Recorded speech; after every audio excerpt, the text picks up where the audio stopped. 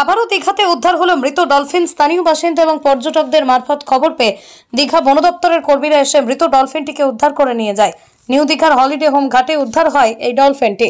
বন দপ্তরের প্রাথমিক অনুমান দলছুট হয়ে এই ডলফিনটি তুলনামূলকভাবে অগভীর সমুদ্রের দিকে চলে যায়।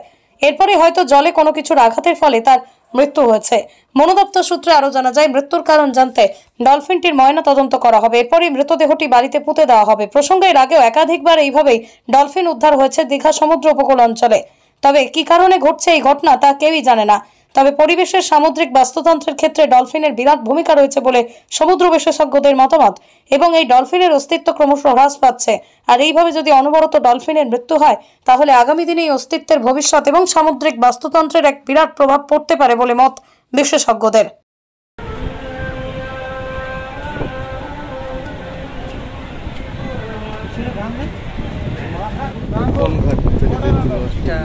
হলিডে হোম ঘাট ডিমসাগরের মাঝখানে।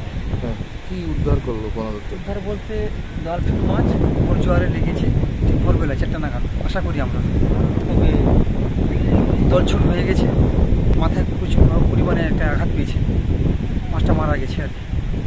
আমরা দীঘা থানায় খবর দিই, দীঘা থানার সঙ্গে সঙ্গে ফরেস্ট ডিপার্টমেন্টে খবর দেয়, ফরেস্টের লোক এসে মাছটিকে উদ্ধার করে দেয়। কত বড় ছিল মাছটা? বড় ছিল মোটামুটি 70-80 কিলো মাছটা হবে।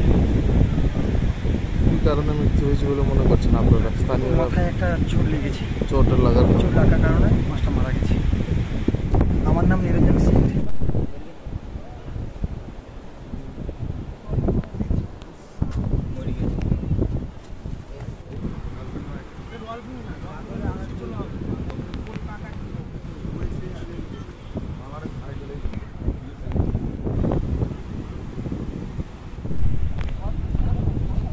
চলো।